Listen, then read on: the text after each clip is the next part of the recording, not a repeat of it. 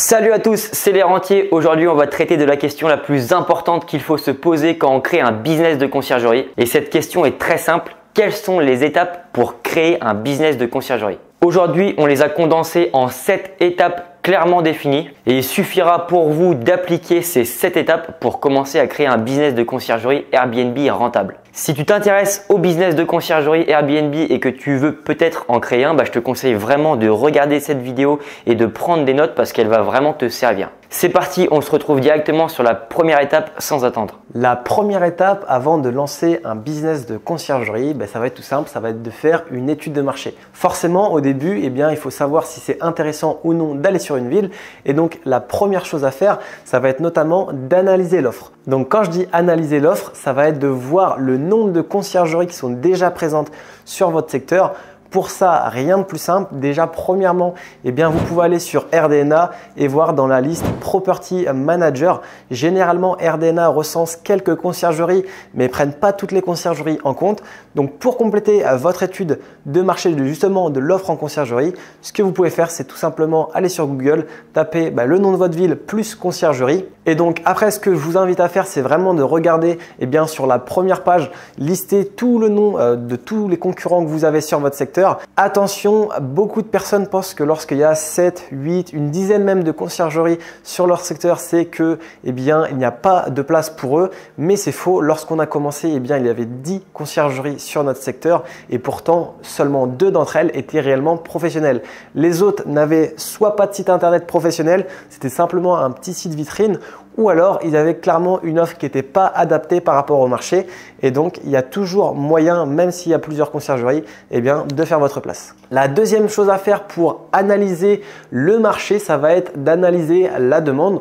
Donc pour ça, encore une fois, un outil indispensable, c'est RDNA. Vous allez sur le logiciel, vous tapez le nom de votre ville et ensuite, ce que vous allez faire, c'est que vous allez lister le nombre d'annonces actifs. Donc par exemple, nous à Dieppe, quand on a commencé, il y avait 700 logements. Et ce qu'on a fait, c'est qu'on a pris les alentours, donc jusqu'à 1 heure maximum autour de la ville de Dieppe. Et ensuite, on a compté le nombre de logements. Donc on était à environ 3000 logements.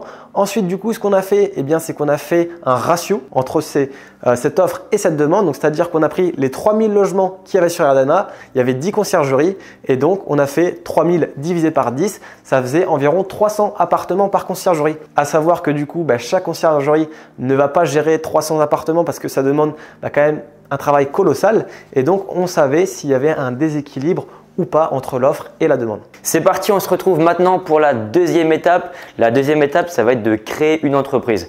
Donc pour ça, vous avez une dizaine de possibilités, vous avez plein de structures différentes. Nous, on en conseille clairement que 3 grand maximum. On va avoir premièrement tout ce qui va être auto-entreprise, on va aussi avoir tout ce qui va être structure type société et dans la société, on aura la SAS et la SARL. Alors nous, qu'est-ce qu'on conseille quand on crée justement un business de conciergerie? Au début, pour toujours valider le fait qu'il y a de la demande et pour voir si le business fonctionne, on commence toujours par créer une auto-entreprise et si jamais le business fonctionne, là on part sur potentiellement une société si c'est mieux pour votre situation. Pourquoi est-ce qu'on commence par une auto-entreprise? C'est très simple parce que l'auto-entreprise, quand on veut la créer, déjà premièrement, il n'y a pas de frais et si on veut la dissoudre, c'est très facile et ça prend aussi très peu de temps à créer. Alors que quand on crée une société, le souci c'est qu'il y aura des frais à la création, il y aura aussi l'obligation de prendre un comptable et si le business ne fonctionne pas, il va falloir dissoudre la société et encore une fois ça coûte de l'argent. Donc pour commencer et pour valider la demande, même si le statut qui vous correspond le mieux c'est une société, je vous conseille toujours de créer une auto-entreprise et donc pour ça c'est très simple. Pour l'auto-entreprise, on va sur l'INPI, donc on fait les démarches de création qui sont assez basiques. Donc il y a un formulaire à remplir, etc. Une fois que le formulaire est rempli, vous allez recevoir un numéro de tiré et ensuite vous allez directement créer un compte sur l'URSSAF pour pouvoir justement derrière déclarer les revenus que vous allez gagner. Et si jamais vous voulez créer une société, vous avez plusieurs possibilités. Soit directement passer avec un comptable ou un avocat, auquel cas ce sera plus cher mais beaucoup plus spécialisé à votre situation. Et si vous souhaitez créer une société pour pas très cher et pour commencer, je vous conseille LegalPlace qui est une plateforme excellente et qui va créer vos statuts pour environ 600 à 700 euros. Étape numéro 3, on arrive enfin sur quelque chose d'intéressant. Après avoir validé l'étude de marché, après avoir créé votre auto-entreprise, donc pour débuter et tester un petit peu comment ça réagit, ce qu'il faut faire ensuite, ça va être l'offre commerciale. Donc pour avoir un business de conciergerie qui fonctionne et même un business en général qui marche bien, il faut avoir une offre irrésistible. Qu'est-ce que c'est qu'une offre irrésistible? Tout d'abord, il faut savoir qu'il y a deux types de conciergerie. Le premier type de conciergerie, ça va être un petit peu les conciergeries qui ont des services à la carte à la demande, dans le sens où ils vont pas avoir une offre vraiment de gestion complète. Ils vont soit faire uniquement gestion d'entrée, sortie, ménage, linge, mais tout le reste, ils ne vont pas s'en occuper. Et donc ça, c'est vraiment ce que je déconseille aujourd'hui puisqu'il y a de plus en plus de conciergeries qui sont en train de se créer. Forcément, ça commence à être connu. Donc pour vraiment se différencier, voire faire partie un peu des autres, ça va être de créer une offre de gestion complète. Donc quand je parle de gestion complète, je parle de deux parties. La première partie, ça va être la partie automatisation. Donc au niveau des automatisations, il va y avoir la gestion des entrées et sorties. Donc aujourd'hui, il y a les boîtes à clés manuelles qui fonctionnent très bien. C'est notamment ce que l'on fait avec Martin. Il y a également tout ce qui va être serrure connectée, digicode, etc. Ensuite, il va y avoir la partie communication. C'est pareil, ça c'est quelque chose qu'on peut automatiser avec des logiciels comme Beds24, Sumobu, etc. Ensuite, il va y avoir également dans la partie automatisation le ménage et le linge puisque c'est des choses qu'on peut déléguer à des prestataires. Et enfin, le dernier service de la partie automatisation, ça va être la petite maintenance. Donc justement, les petites choses que vous pouvez réparer. Par exemple, je prends l'exemple de si cette ampoule grille, vous pouvez intervenir pour changer l'ampoule. Et donc ça peut faire partie de votre offre de conciergerie. Concernant la deuxième partie, donc la partie optimisation, ça va vraiment être là où vous allez avoir votre valeur ajoutée à donner aux propriétaires. Ça va concerner tout ce qui va être la gestion des annonces, de tout ce qui va être des prix. Donc en partant de la création des annonces avec tout ce qui va être photo, descriptif, etc. La gestion des calendriers donc sur les différentes plateformes et enfin la gestion des prix via PriceLabs, donc avec une tarification dynamique qui va permettre à votre propriétaire de faire plus de revenus que s'il ne passait pas avec vous. Ensuite, une fois que vous avez les services que vous allez offrir à votre propriétaire, la question se pose, combien est-ce que je vais lui prendre en termes de pourcentage? Alors là, tout dépend, il y a un petit peu deux écoles. Il y a ceux qui vont se positionner dès le début à leur prix, c'est-à-dire haut de gamme long terme, donc par exemple, admettons 20-24% dès le début. Et il y a ceux qui vont, pour se lancer, avoir un prix un petit peu plus faible, essayer d'être justement le plus compétitif possible et une fois que vous aurez rentré vos premiers clients, derrière augmenter les tarifs et puis c'est voilà comme ça un petit peu qu'on peut déterminer le pourcentage de commission qu'on applique lorsqu'on crée son offre commerciale. C'est parti, maintenant on part sur la quatrième étape qui va être tout ce qui va être support de communication. Donc là on va vraiment travailler sur tout ce qui va être justement votre image de marque et pour justement les différents propriétaires et les différents acteurs locaux apprennent à connaître votre business de conciergerie.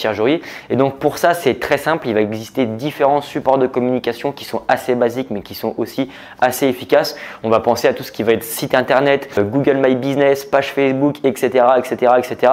Le but, c'est vraiment de créer de la visibilité, que ce soit sur votre secteur, donc avec tout ce qui va être carte de visite, flyer vraiment en réel et aussi tout ce qui est forcément support de communication qui là vraiment vous vont servir plus sur internet et donc vous allez potentiellement faire de la publicité, écrire des articles de blog, partager un petit peu l'histoire de votre business de conciergerie, etc.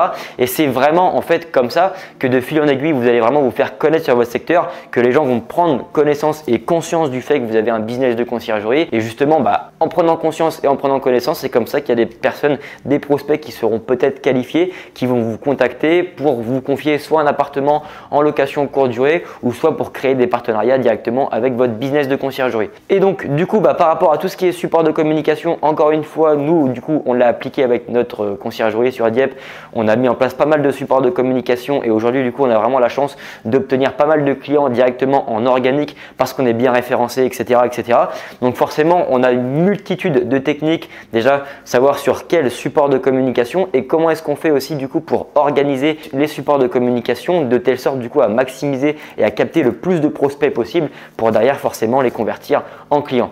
Et donc tout ça on partage vraiment en détail dans notre accompagnement qu'on a créé avec Ryan où justement on vous explique comment créer un business de conciergerie et tout ce qui est support de communication est vraiment détaillé et on fait vraiment en sorte de vous aider justement à créer ces différents supports. 5e étape, c'est parti, là on rentre vraiment dans le vif du sujet. Une fois que tout est en place, donc que ce soit l'entreprise, votre offre et également vos supports de communication, il va vous rester une chose avant d'avoir vos premiers clients. Ça va être forcément la partie prospection.